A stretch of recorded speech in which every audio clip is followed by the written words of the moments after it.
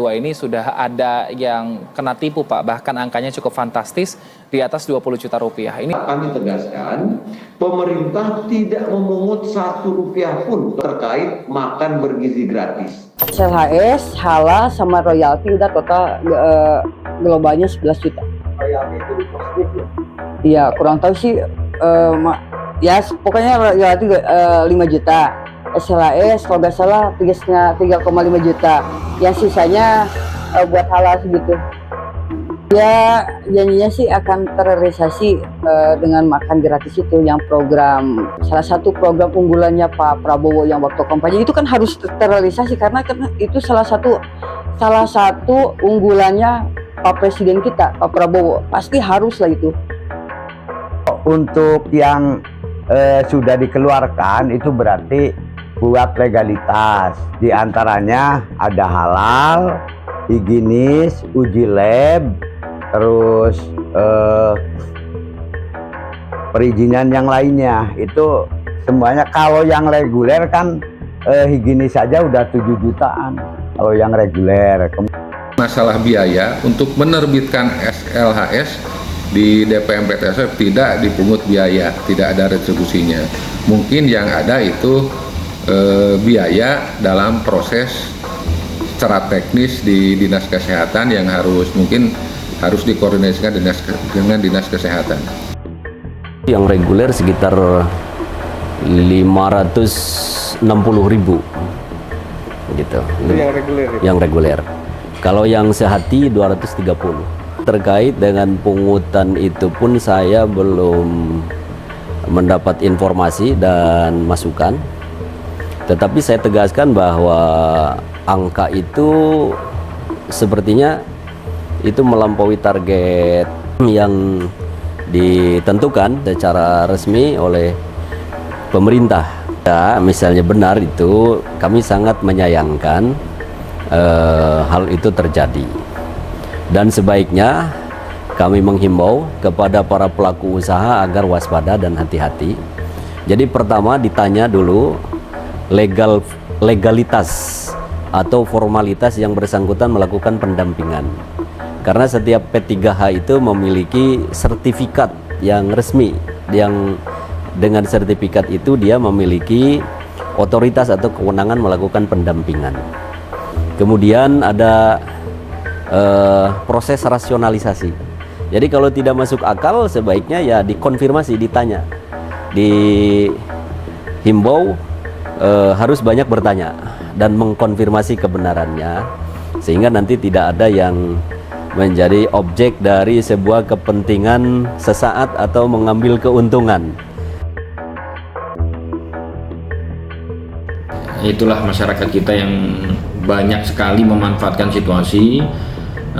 Hal ini dimanfaatkan kepada hal yang negatif. Seharusnya hal ini menjadikan efek yang positif. Program pemerintah ini sangat luar biasa. Judulnya hanya memberi makan bergizi gratis, tetapi efeknya apabila kita bisa nikmati bersama, dia akan memberikan lapangan pekerjaan kepada masyarakat di lingkungan. Dia akan memberikan peluang kepada unit-unit masyarakat yang melakukan ekonomi kecil sehingga dapat menghidupi keluarganya.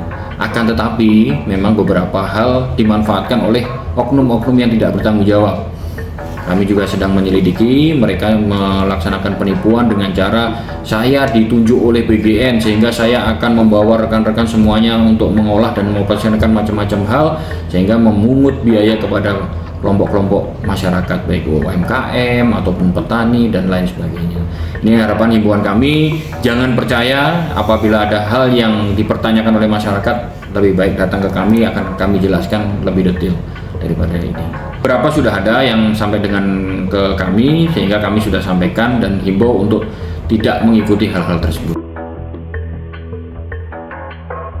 Pemberitaan yang muncul cukup viral ya, terkait UMKM yang dipungut, wanti-wanti agar menunggulah juknis lebih lanjut atau arahan lebih lanjut dari pemerintah pusat ataupun dari pimpinan kami. Namun mungkin mereka berinisiatif sendiri mempersiapkan, dan kabarnya sih ada yang sudah mendapatkan dari orang-orang di pusat mungkinnya mereka punya link pendekatan secara politis atau apalah, ya kami tidak mempersalahkan mereka mempersiapkan. Cuman pada saat itu kami pun tidak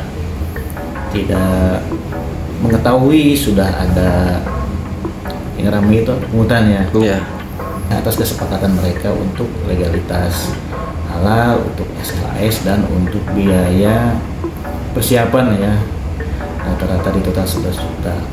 Itu berdasarkan juknis ya, yang baru kemarin kami dapatkan bahwa di juknis itu memang beberapa ketentuan dan spesifikasinya memang cukup ketat ya, baik dari segi pengadaan masuk teknis di lapangan. Saya pikir kalau apalagi kami kemarin sempat rapat dengan pimpinan di Setda bahwa kemungkinan untuk dilibatkannya UMKM memang sangat kecil ya, kalau melihat dari spesifikasi misalnya sarana atau dapur yang tersedia harus berukuran minimal 300 meter persegi di atas tanah minimal 600 meter persegi. Kita sudah menyampaikan ke pihak Jakpir bahwa bila mana terjadi hal yang tidak diharapkan, yang mungkin pihak Jakpir harus bertanggung jawab terhadap, apalagi yang namanya iuran uang itu kan sensitif. Jadi logika kita kepastiannya harus siap, dalam mana harus mengembalikan, dia bertanggung jawab harus siap. Nah apalagi sekarang semakin hangat, mungkin mudah-mudahan ada pertemuan langsung lah kami dengan pihak Jakpir atau gimana lah, agar mengambil langkah-langkah yang konkret lah ya, terkait dengan keluhan-keluhan dari anggota perhimpunan. Kami berharap mudah-mudahan pihak Jakpir bisa merespon kondisi terakhir di anggotanya, bila mana mereka benar-benar menginginkan kepastian kaitan dengan uang mereka